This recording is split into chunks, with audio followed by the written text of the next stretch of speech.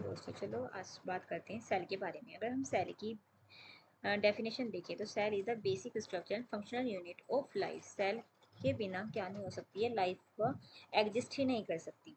अगर जो सेल की डिस्कवरी की बात की जाए तो वो की थी डेड सेल के अंदर रॉबर्ट हुक ने 1665 में की थी। रॉबर्ट हुक ने डेड सेल के अंदर डेड सेल की डिस्कवरी, ठीक है, वो इन्होंने किसके अंदर की थी, कोर के प्लांट के अंदर की थी। इन्होंने उसके अंदर जब उन माइक्रोस्कोप के अंदर उसे देखा तो उनको एक कॉम लाइक स्ट्रक्चर दिखा, जैसे कि मधुमक्खी का एक छत्ता होता है, इस तरीके का स्ट्रक्चर उसको कोर के प्लांट के अंदर उनको दिखा और उन्होंने उसको सेलुला नाम दिया। एक सिंगल सेल को सेलुला और फिर उससे सेल बना, ठीक है। अगर कोर का बॉटनिकल नेम पूछा जाए तो क्या होता है, क्यूरकस सुबर होता है, ठीक है। लिविंग सेल की जो डिस्कवरी की थी वो की थी एंटोनी वॉन ल्यूवेन हॉक ने। अब वो की थी इन्होंने 1674 में। इन्होंने किसके अंदर की थी, रेन वाटर के अंदर लिविंग सेल की डिस्कवरी की। इन्होंने अपने आप बनाए हुए माइक्रोस्कोप के अंदर ही क्या देखी थी, लिविंग सेल्स को देखा था।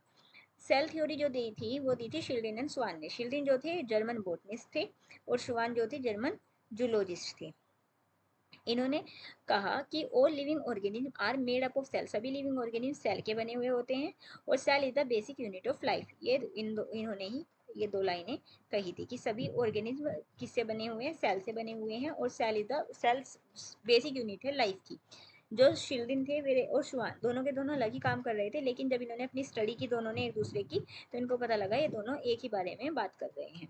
इसके अलावा हम बात करते हैं किसके बारे में, कि एक थ्योरी और आती है सेल थ्योरी, जो दी थी रुडोल्फ विर्चो ने। रुडोल्फ विर्चो ने कहा था कि सेल ओल्ड सेल और new cell arise from the pre existing cell.